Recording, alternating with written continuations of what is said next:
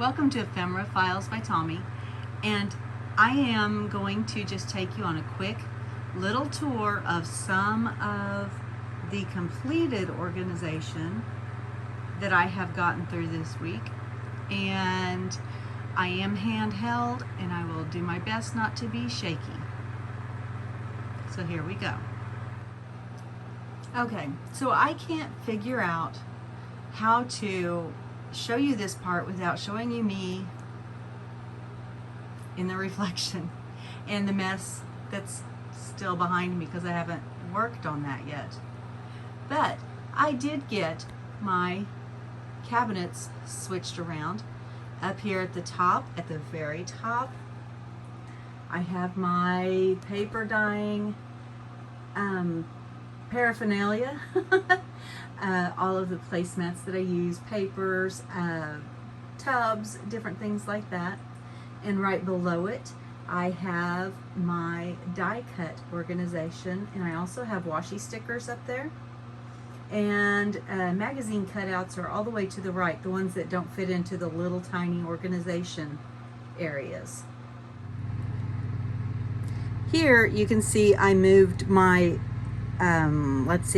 future journal collections, and they are so much easier for me to reach when I find things that fit in them, and when one of them gets full, I know it's time to make that journal. This area right here is where I make my videos, as is obvious by my camera stand, and it is also where I keep all of my color supplies, well, most of them.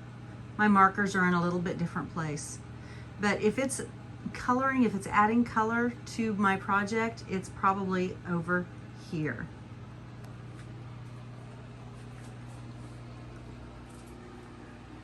And on this wall here, the little short one, I have all of my paints, and they are organized by type. I have them labeled. You can see the labels. And then I have some things that are not paint. I have some chalk. I have some sparkle shimmer things, which would be like this. It's not going to focus. Things like that are in there, in that box.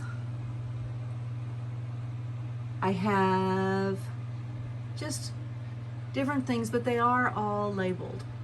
Here I have my watercolors, whether it's markers or pans or the trays or little sample sizes, or even I have one bottle of watercolor.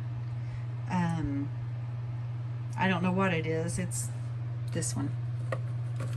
I haven't used it. I think it was given to me.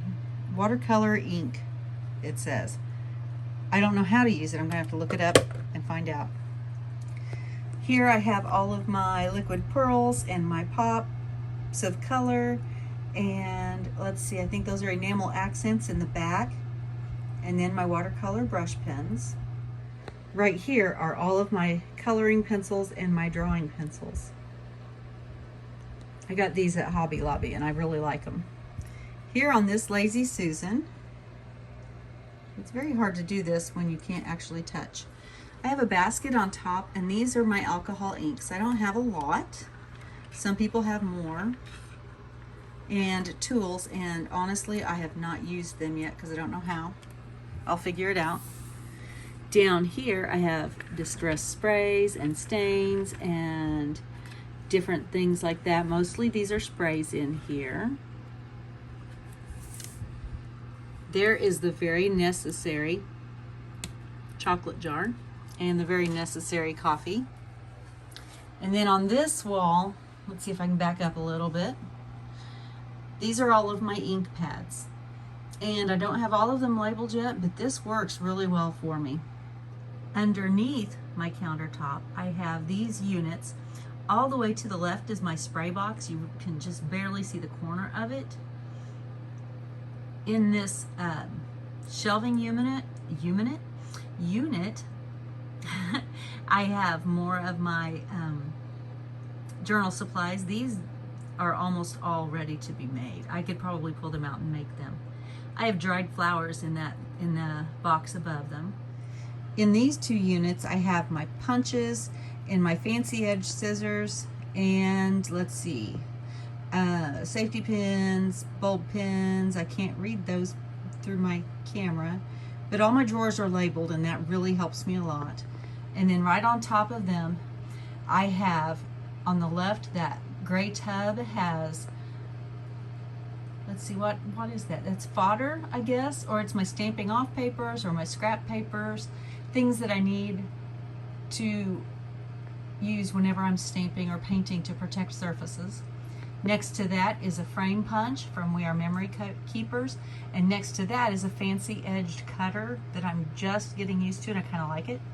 The orange thing is my Fiskars paper cutter, and then this cabinet here I will pull out in just a second, but on top of it I have my old school, literally school, paper cutter that I got on Facebook Marketplace for $5, and I will pull this out and show you the rest of it. So there's the paper cutter, and I have my light board tucked underneath of it.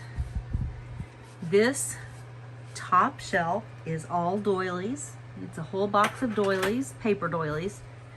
Underneath that are book pages, and underneath that, that's my scrap organization, and I'll pull that tub out and show you how I do. So I have these envelopes, and I have them labeled, and any of my scraps that are really big enough to use are in here. I've got them sorted out by color, and then you get back here and I've got lined paper, got extra book page paper.